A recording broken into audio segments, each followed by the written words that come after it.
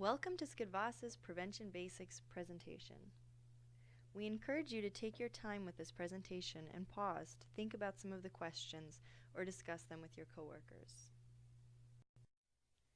The objectives of this presentation are to understand primary, secondary, and tertiary prevention, how they are connected, and their relationship to survivor support and crisis response services, to distinguish between awareness, risk reduction, and primary prevention, to identify the levels of the Social Ecological Model and prevention strategies to address each level, to discuss prevention within an anti-oppression and equity framework, and finally, to consider strategies to incorporate and support prevention philosophy throughout your organization. Start by considering how you would define prevention.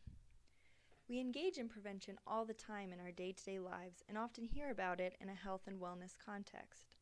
You wash your hands to prevent illness and the spread of germs. You eat nutritious foods and exercise to keep your body healthy.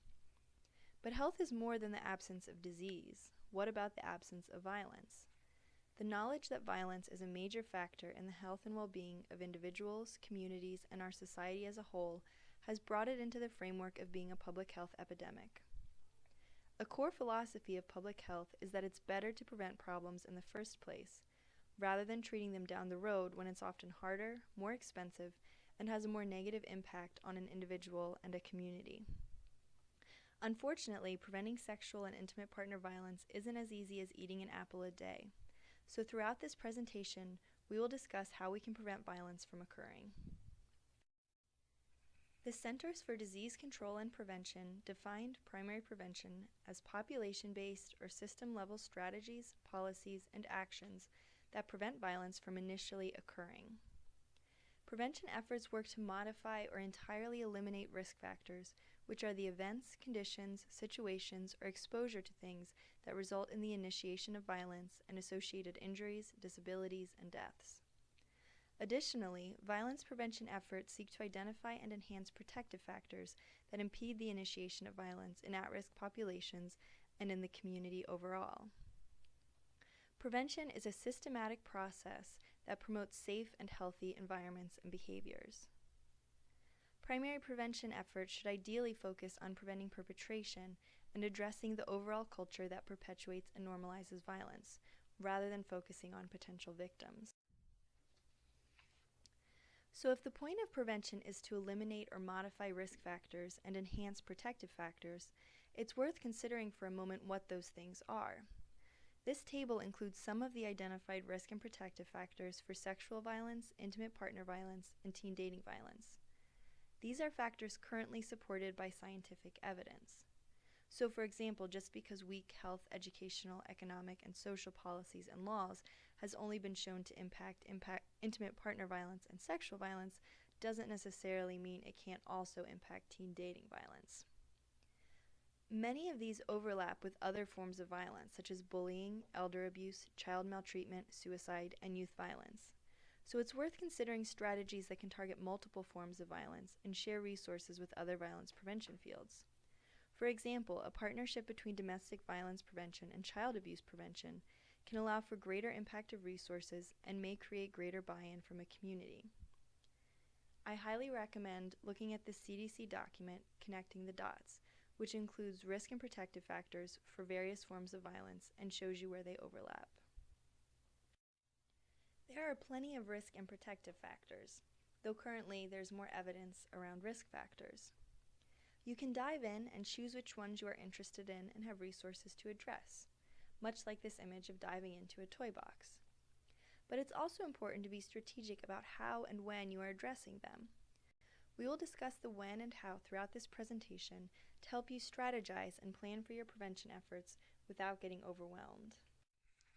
This is a system put forth by the CDC as the best way to develop an effective prevention approach for your community.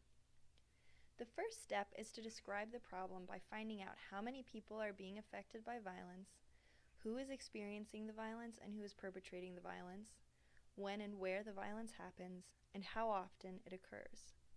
This is painting the picture of the problem in your community and making sure you understand the extent and realities of the problem you are facing. The second step is identifying risk and protective factors, as we discussed in the previous slides. Find out what factors in your community are putting people at risk and what factors are protecting people from violence. This allows you to be community specific and not just choosing general strategies out of a box.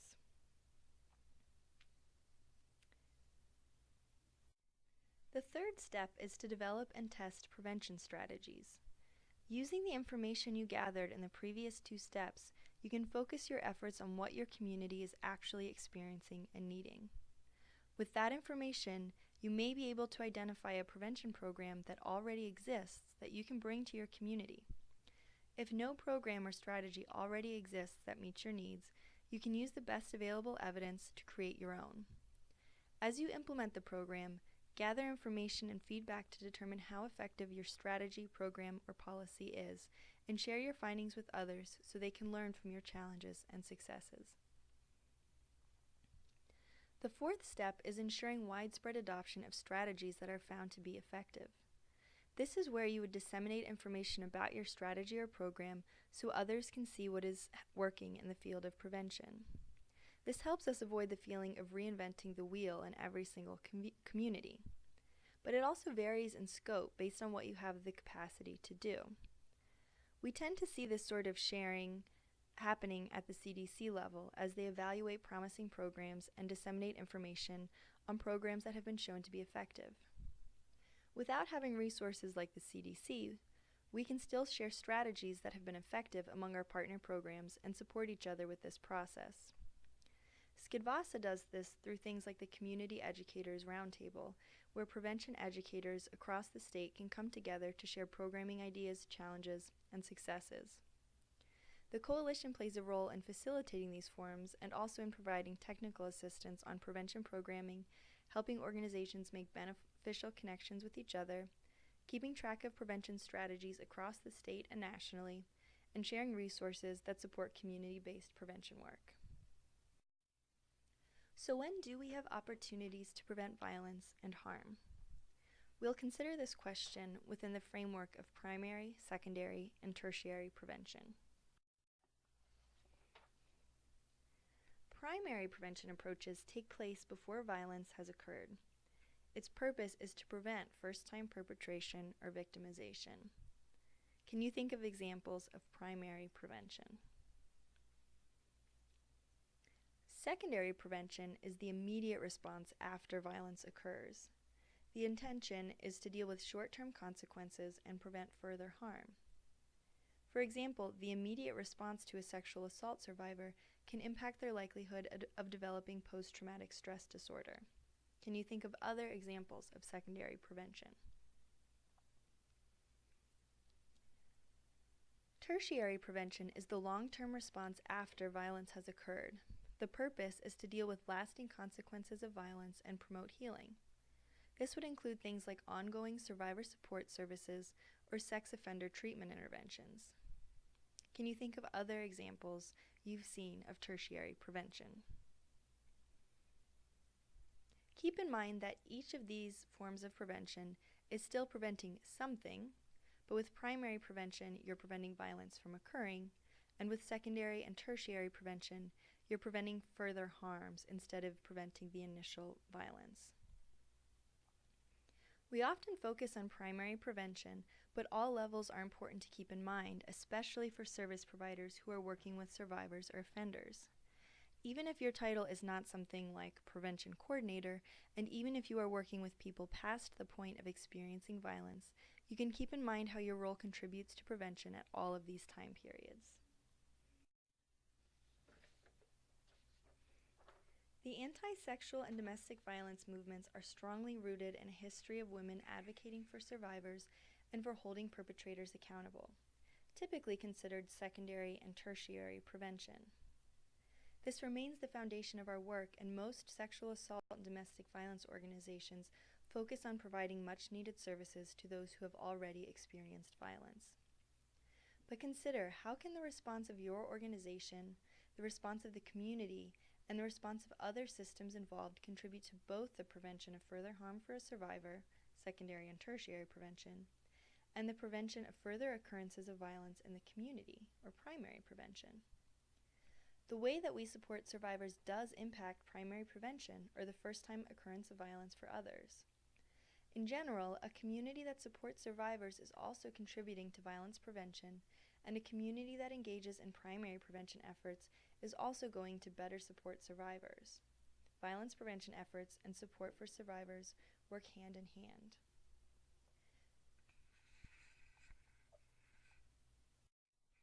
Let's look at an example of response in a case of sexual assault or intimate partner violence and how that response plays into primary prevention. Consider how the criminal justice system responds to and interacts with the survivor. When the system and the individuals working in it offer trauma-informed services and protect the survivor from further harm, they are engaging in secondary and tertiary prevention, and therefore able to prevent some negative outcomes for that survivor. But how does that response to the immediate survivor impact the wider community? We know it can make other survivors feel safer coming forward, but importantly, this sort of response also sends a message to the entire community that violence is not acceptable, survivors will be treated with respect, and perpetrators will be held accountable. This feeds into primary prevention by deterring perpetration and creating more supportive communities. So you see that while prevention can be divided into 3 general time periods, primary, secondary, and tertiary prevention are very much connected and should be working together. Again, I want to emphasize that violence prevention efforts and support for survivors work hand in hand. Certain staff members may be dedicated to primary prevention efforts, but all staff can be contributing to primary prevention and prevention work overall.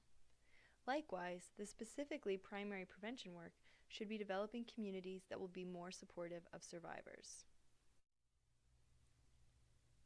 We've talked about how response to survivors is a component of prevention, but what about programs and initiatives that are specifically primary prevention? Since we'll be focusing the rest of the presentation on understanding primary prevention, or preventing violence from ever occurring, here are some examples of primary prevention initiatives. Working with youth in schools or community centers to develop healthy norms around sex, consent, relationships, boundaries, bystander intervention, and related topics is one very common example of how we see primary prevention. Primary prevention can also be strengthening families and the connections between parents or other caregivers and children. It could also be creating strong, clear, well-enforced sexual harassment policies in a school or workplace, since that ultimately contributes to primary prevention. It could be promoting community and cultural norms that favor equity, healthy gender norms, and respect for others. It could be advocating for policies that advance health, economic, educational, and social well-being and address economic and social inequalities between groups. Does it make sense how each of these examples is primary prevention? If not fully, at least partially. As in the example of having strong and well-enforced sexual harassment policies, you can see elements of primary, secondary, and probably also tertiary prevention coming through. Can you think of other examples of primary prevention initiatives, perhaps some that you or your organization have implemented? Many primary prevention initiatives focus on youth, because that is typically when violence has not yet occurred or violence could be beginning to occur. Developmentally, it also makes sense to work with youth. But remember that adults can also benefit from and be a part of primary prevention activities. We can also understand primary prevention better by considering what primary prevention is not. Awareness programs can be a great way to get people engaged with the issue of violence in their communities. Awareness events tend to rally people to the issue, shine a spotlight on the depth of the problems, and ideally get community members engaged in supporting survivors, advocating with their policymakers for change, and spreading awareness to others in their networks. While awareness brings attention to an issue, it doesn't inherently prevent an issue from occurring again in the first place. A great example is the sexual assault awareness event, Take Back the Night, where a community rallies to hear the stories of survivors and say, enough is enough. Take Back the Night is a powerful event and a strong stand against violence. However, it occurs as a result of violence and is generally considered tertiary prevention, rather than stopping violence from occurring in the first place. Consider what complementary primary prevention programming could exist to ensure people have healthy understandings of sex and sexuality, have healthy boundaries and understandings of equality in relationships, and don't seek to control or hurt others. Some awareness events can use awareness to create buy-in for prevention efforts. Primary prevention is also not risk reduction. Risk reduction is commonly mixed up with or confused with prevention. Risk reduction messages are typically heard in the context of sexual violence, so we'll focus a little bit on that, but also touch on intimate partner violence as well. People at risk of experiencing sexual violence have often been taught that they should learn self-defense, carry pepper spray, walk in pairs, wear modest clothing, never drink too much, not draw too much attention, or otherwise avoid anything that might make them a target. There was a recent risk reduction fad of special nail polish that would change colors if dipped into a drink that had been drugged. The reasoning is that there will always be people looking to cause harm, and it is each individual's responsibility to protect themselves. While we do believe it is important for everyone to look out for their own personal safety or engage in risk reduction, this is only one very small piece of comprehensively preventing violence. Ideally, violence would instead be prevented before it ever reached the point of someone needing to defend themselves. And importantly, placing the focus on potential victims' behaviors and actions does not actually make our community safer. Keeping one person safe simply diverts a potential perpetrator elsewhere. Unfortunately, many risk reduction messages are also built on myths and misunderstanding about rape and not the realities. For example, with the color-changing nail polish, it's true that date rape drugs are a threat, but the most common drug used to facilitate sexual assault is alcohol, with no additional drugs added. So instead of nail polish, prevention efforts would consider things like making bars safer environments overall, or focusing on perpetration or the environment instead of focusing on the victim. A domestic violence parallel to risk reduction might be the question, why doesn't she just leave? Or why doesn't she just do blank? We could also see that in a focus on safety planning rather than offender accountability. Of course, safety planning is important, and we are by no means saying that it's bad, but it's important to consider where we place the blame and how we're asking certain questions. Risk reduction messages can also have a negative impact on survivors by contributing to victim-blaming mentalities.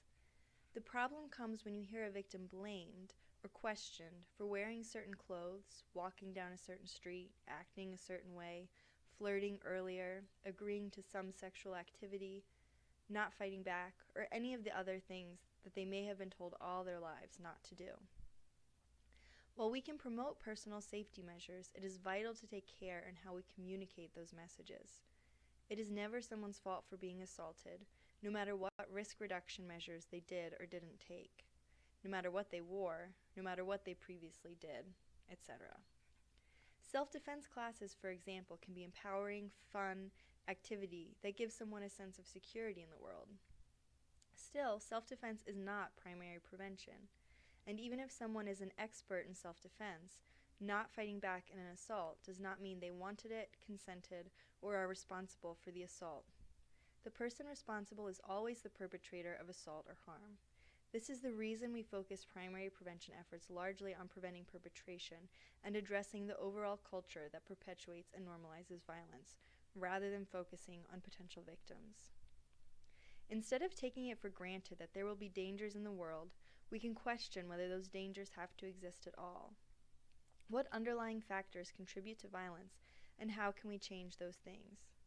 This consideration of underlying risk and protective factors applies to both sexual and domestic violence. With both awareness and risk reduction, I would like to point out that these aren't bad things, necessarily. We just don't want to call them primary prevention. Primary prevention is the idea of moving upstream. Instead of responding to violence or reducing the harm, primary prevention is about stopping anyone from falling or being pushed into that metaphorical river. As we talk in this presentation about going upriver and doing it on an organizational level, it's also important to consider this metaphor a bit more deeply. If you are the fisherman, or that service provider pulling people out of the river, you are also in a crisis mode, helping people who desperately need it. If there's one fisherman pulling people out of the river and he decides to go upriver, what happens to all of the people who come down the river until the fisherman is able to solve the upstream problems? Similarly, for organizations with limited resources, they may need to dedicate all of their time and staff just to saving as many people as they can, and even that is often not enough. So it can understandably be difficult to think about changing systems, dismantling societal problems, and changing culture when simply trying to help people survive. Service providers working in response and crisis support are incredibly valuable in our communities, so we by no means want to undervalue the work they do. Instead, we hope to draw connections between prevention and response services and support comprehensive services that support communities before and after violence occurs. To make sure we have a good understanding of the distinctions between risk reduction and primary prevention, let's break it down a little bit further. With risk reduction, the goal is to give potential victims knowledge, awareness, and self-defense skills. With prevention, the goal is to change underlying factors that contribute to violence and reduce the likelihood that someone will engage in violent behavior. The goal is also to change aspects of our culture that normalize and accept violence. With risk reduction, the primary target for individual change is potential victims, so typically women and those from marginalized populations. With primary prevention, we're focusing much more on potential perpetrators and also considering bystanders. For risk reduction, we generally don't see consideration of community or societal level change. However, with primary prevention, community and societal level change is addressed through looking at social norms, policies, laws, community attitudes, and the culture that supports violence and inequity.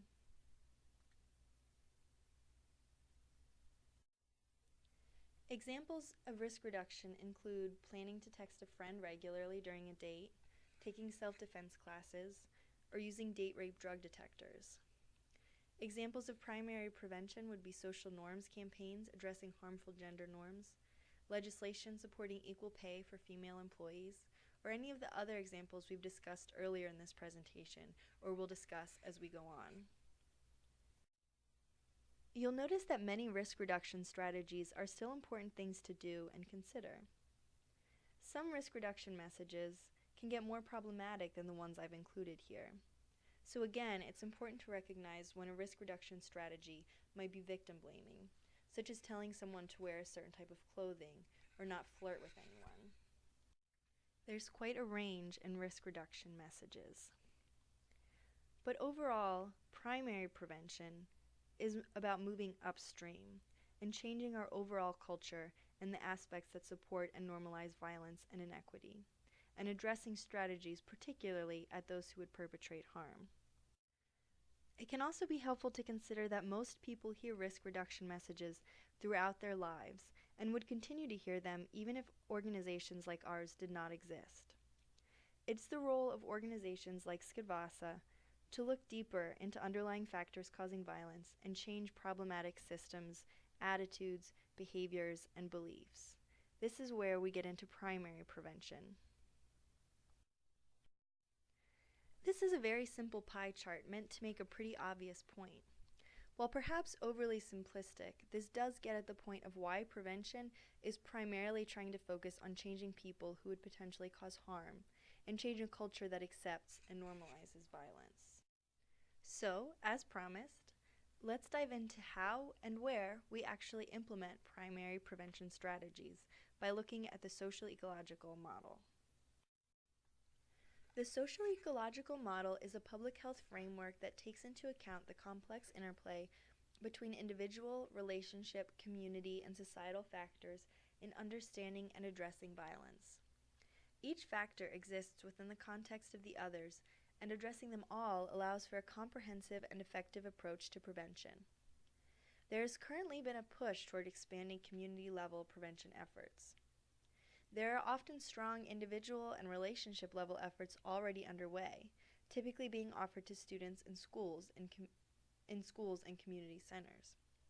In order to most effectively prevent violence, and in order to be competitive in most prevention funding opportunities right now, it's important to also look at the broader community impacts. It is also important to think about where you personally and your organization can work.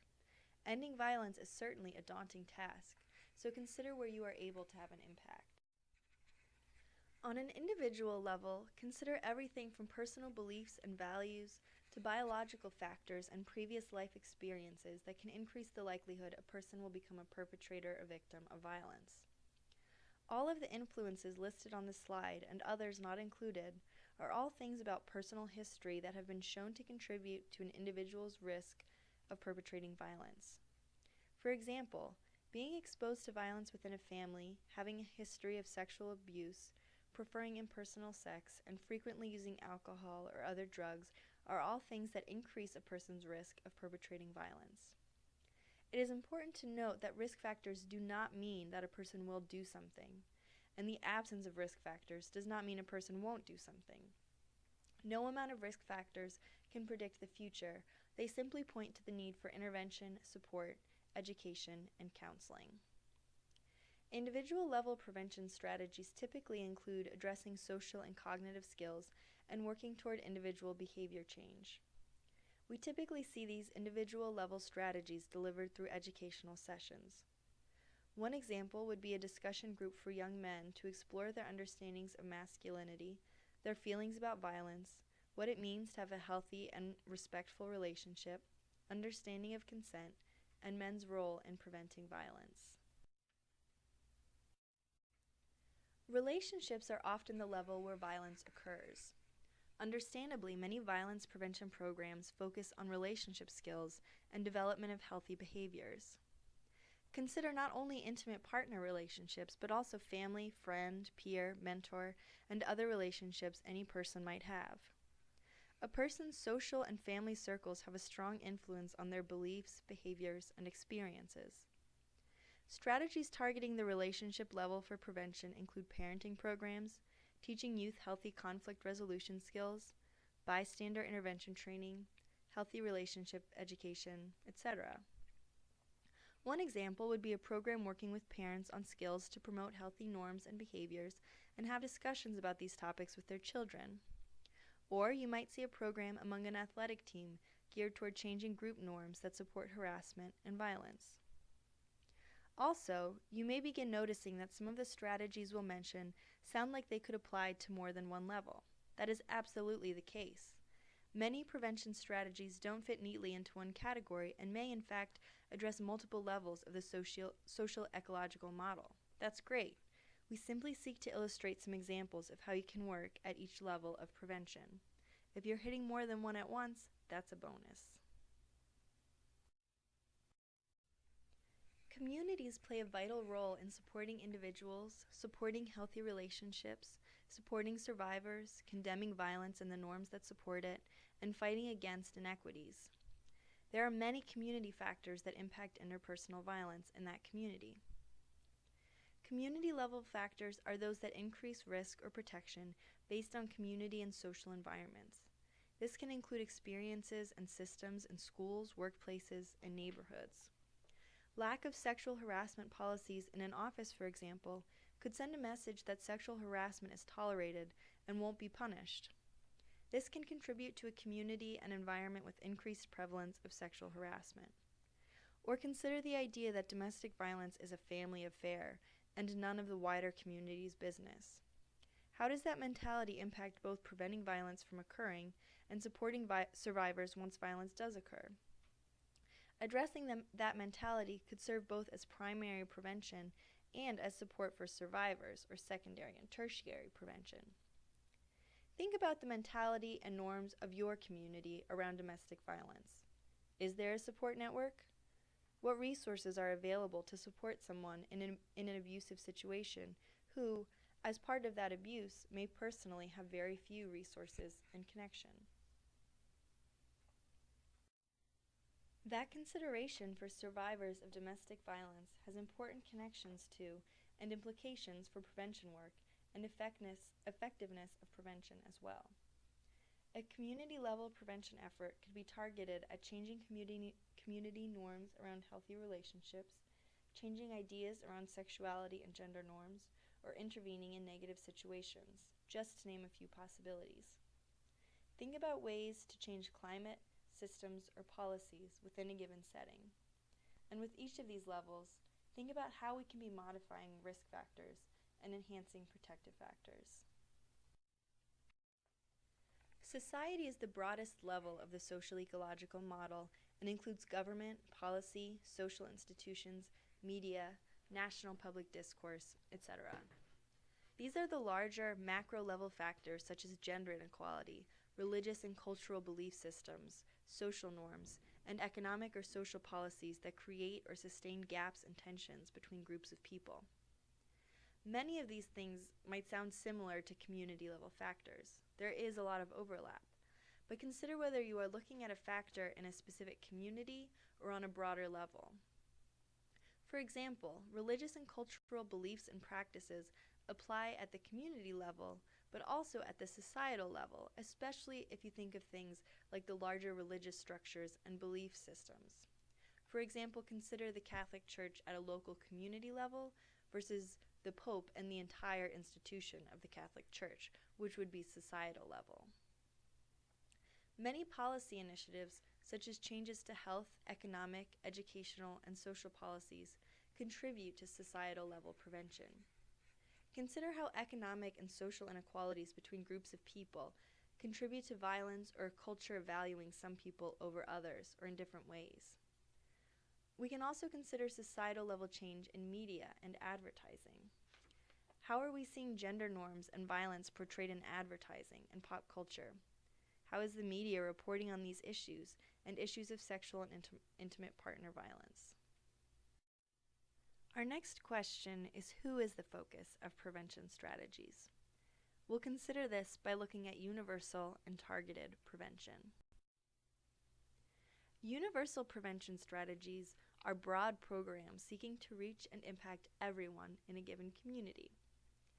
Targeted prevention programs identify and focus on a subset of a community that is at increased risk or has some specific need for prevention programming.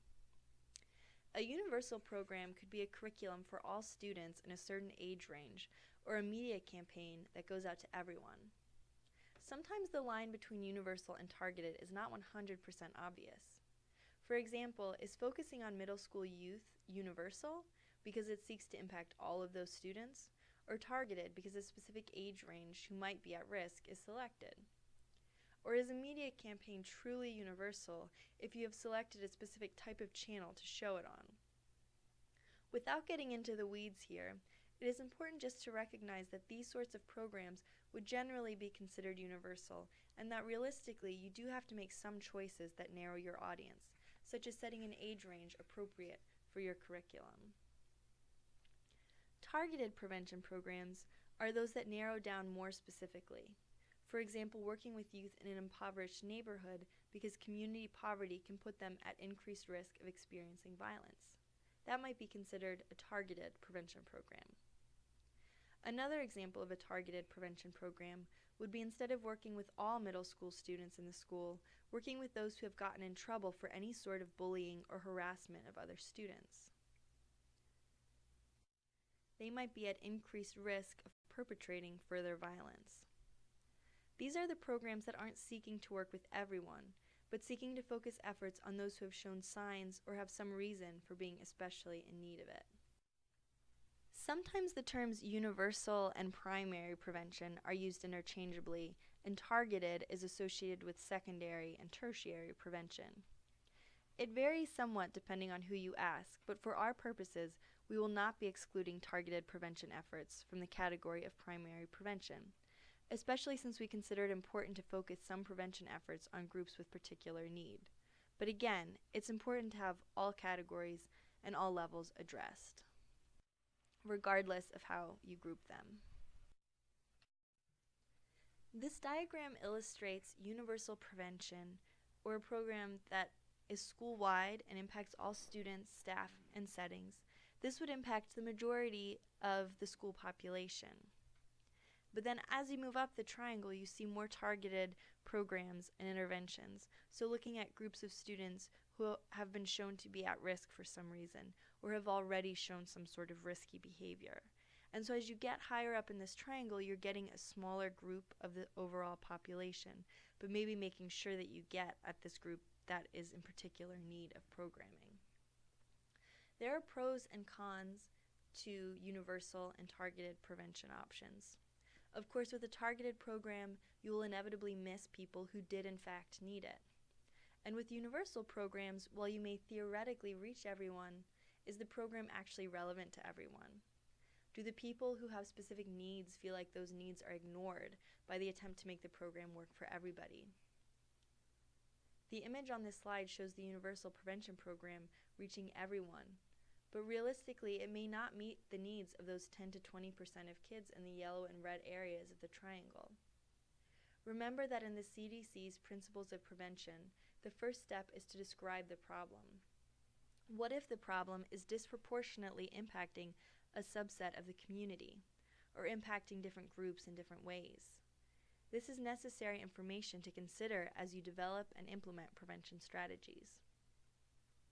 So what are the implications of choosing a so-called universal program? Is universal really universal, or does it inequitably serve some students over others? And is universal really what we need? Will a universal program take into account or address disparities? As we move into the next section, please keep in mind the question of how a universal program might ignore or even increase already existent disparities between populations, and consider how you could avoid doing this in your own prevention work. This takes us to our next question of how we can have an equitable approach to violence prevention by understanding and addressing root causes of violence. We said that prevention is about moving upstream. What would you identify as the upstream causes of violence, especially sexual and intimate partner violence? We've looked at risk factors such as inequitable social policies, poor family relationships, community normalization of violence, and a few others. But what if we look more broadly at some of the root causes of violence and things that can exacerbate the risk factors we discussed? Are some people more likely to be exposed to multiple risk factors? Are some people less likely to have protective factors in their lives and be exposed to helpful services, including violence prevention programming? We know that the answer to both of those questions is yes. Oppression is defined as systematic and pervasive mistreatment of individuals on the basis of their membership in a disadvantaged group. It involves an imbalance of power and one group benefiting from the systemic exploitation of other groups. Oppression occurs on interpersonal, cultural, institutional, and structural levels. So consider, when we are working to change an overall culture that perpetuates and normalizes violence, how is oppression a necessary part of that violence? How can we change dynamics of power and control, not just within relationships, but also systemically? How can addressing root causes make your prevention of sexual and intimate partner violence more effective? And how can you personally, and you as an organization, incorporate this perspective into the work you do? How can a person's experience of violence be different based on their various personal identities and the multiple forms of oppression they may have experienced?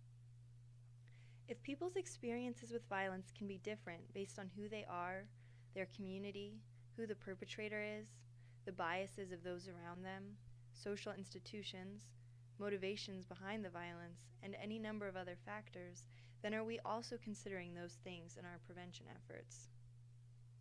The image on the slide shows the power and control wheel of relationships as it exists within the broader context of oppressive systems and society. Consider how various forms of oppression impact relationship abuse.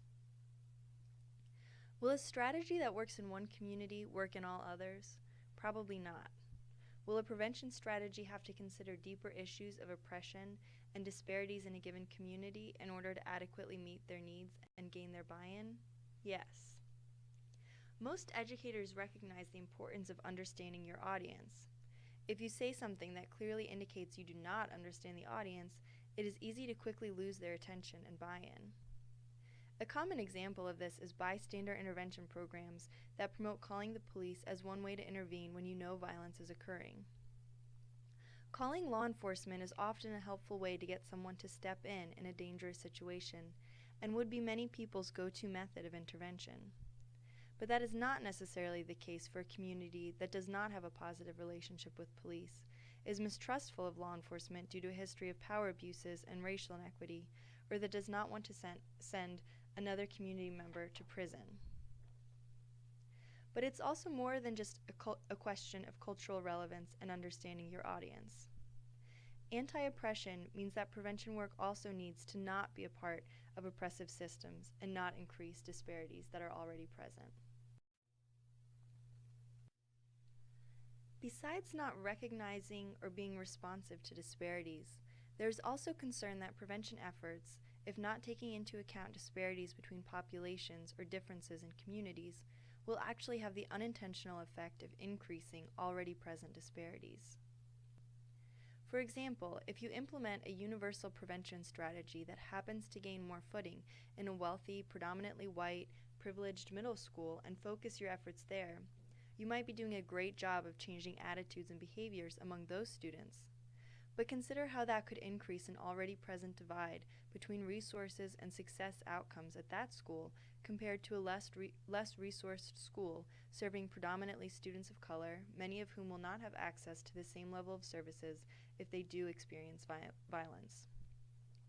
It's important to be mindful of this in our prevention efforts and question the idea of just getting in where we can. It is not enough to have good intentions and seek to do good wherever we are able, regardless of the bigger picture around violence and the impacts of violence and oppression in our communities. Looking at the image on this screen, if your prevention strategy is that baseball game, are you striving for equality or equity when you implement a prevention strategy? Are you acknowledging that reality might be something like in this image? If you offer a universal prevention strategy, it might be something that's equally distributed, but doesn't have an equitable approach. So what can we do, especially in the prevention field, to move from oppression to equity? We can avoid increasing or exacerbating disparities that are already present. We know that prevention programs risk increasing disparities if they target only those groups who already are advantaged or privileged. Consider, if you focus prevention efforts in one community and not another, how will it impact each of those communities? Be strategic in where you are targeting prevention strategies, considering who is especially in need. Consider who has repeatedly been underserved by social services or allowed to fall through any existing social safety nets. You can also consider who might be most impacted by punishments for perpetration. If we know sentencing is not applied equally across races, for example, should we be considering that in where and how we focus prevention efforts? Or, through prevention work, how can you be addressing the root issues and the underlying problem? Overall, we should be contributing to a larger movement of changing oppressive systems. Those systems perpetuate violence, so are a necessary, though sometimes ignored, piece of prevention. Next, we'll discuss how prevention is incorporated throughout and supported by your organization. Hopefully you're sold on prevention being a valuable part of the anti-violence movement. In fact, so many of the things we do to support survivors go hand in hand with prevention work. Only by changing our culture and social norms can we hope to improve the lives of sexual and domestic violence survivors and ultimately reduce the number of people experiencing violence. It is our philosophy that prevention is one of the core components of anti-violence work, and as such should be incorporated throughout an organization, much the same as most staff members having at least a basic understanding of how to work with survivors. Often there is one staff member at an organization working on prevention. Sometimes there is none, or there is a small team. Our goal is to have organization-wide understanding of and support for the prevention staff's efforts. This creates buy-in around prevention, offers a greater support system for the prevention staff, and allows all staff to keep in mind how their role contributes to preventing and ending violence. Communication between prevention staff and response staff can also help both do more effective work because they have a better idea of the big picture. We also want to ensure that prevention work is not being done in a bubble.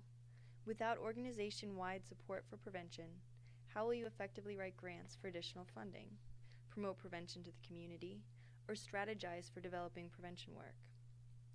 As the conversation nationally develops around promoting prevention, it is vital that organizations are ready to engage in that conversation and take advantage of opportunities that become available around prevention.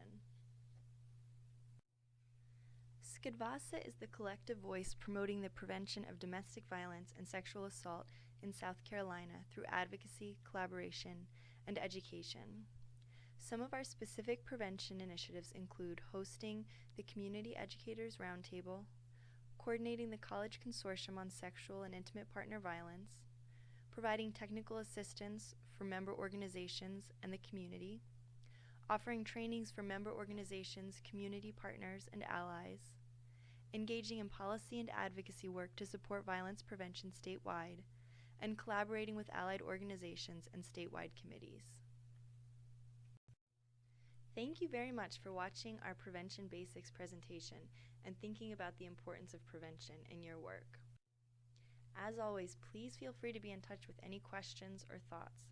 You can reach me, Olivia London, at olondon@scadvasa.org or by calling our office.